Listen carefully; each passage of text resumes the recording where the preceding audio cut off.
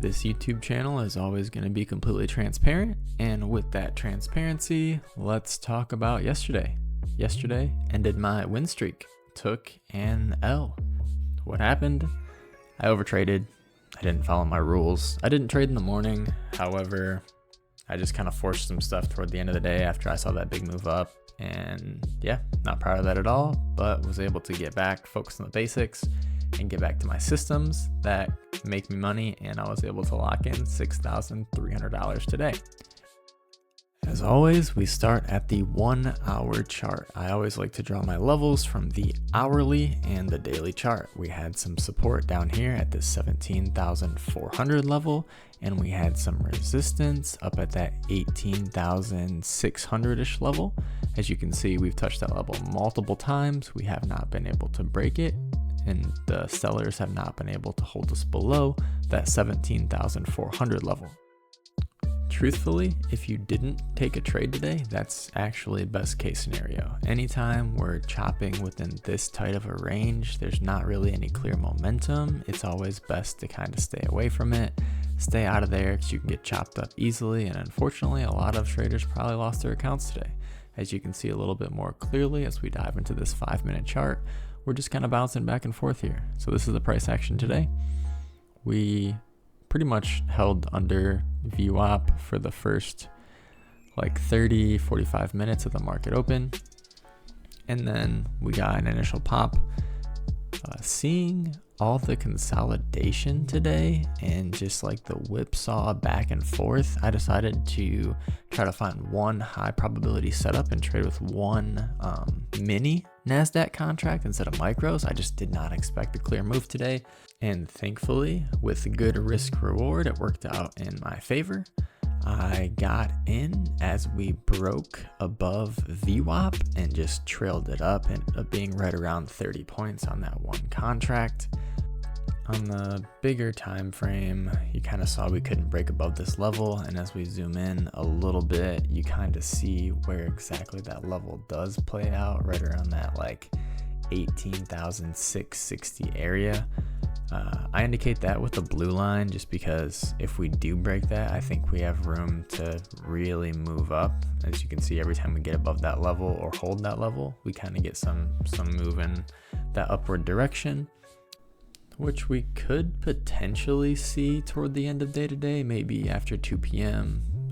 Maybe during like power hour or something, we could get a push, but right now we just got this tight range.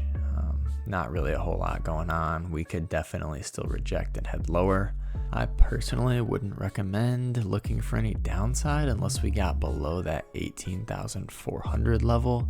That seems to be the level that if we do break, we're gonna flush pretty hard. I could see at least 50 points almost immediately if we do break below that 18,400 level, but we could just chop in this range and call it a week. We have been having a lot of volatility, and with that being said, I don't anticipate a lot of big positions being held throughout this weekend, just with all the potential war news and just with all the random kind of pieces that have been coming out. I don't think many people are taking huge positions and anticipating the weekend to have much good news. But realistically, these are the key levels that I'm kind of watching next week. And if we keep trading in between this blue and this red line, I would just be careful.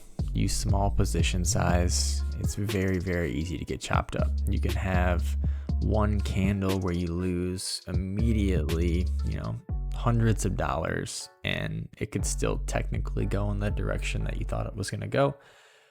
As always, I try to avoid trading between 11 a.m. and 2 p.m. There's a lot of back and forth. It's a lower volume, less probability, I feel like, in these time frames. So if you haven't traded yet, wait till 2 p.m. or after.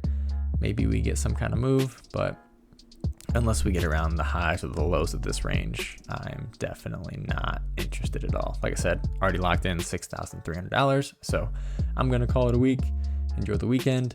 The worst thing you could possibly do as a trader is be up money on Friday and then give it all back. And then you got to go through the whole weekend thinking about the dumb trades that you made because you gave back all that money when you should have just walked away.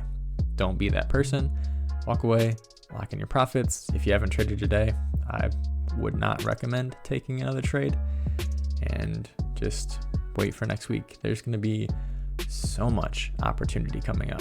We have thousands of points to the upside. We have thousands of points to the downside, and there's going to be plenty of opportunities to capitalize on. So use smaller position size, play it safe, and don't overtrade. Only trade around these key levels that fit your setup. It's so easy in this market to get caught. You can very easily try to anticipate something like a breakout. And as you can see, there was a couple times today where you could have anticipated a breakdown and got absolutely destroyed, or you could have anticipated a breakout above this level right here and it rejected, and then you also got destroyed. So once again, if you don't take a trade within the first 2 hours of the market, you probably won't get a super clean setup until after 2 p.m. Eastern time.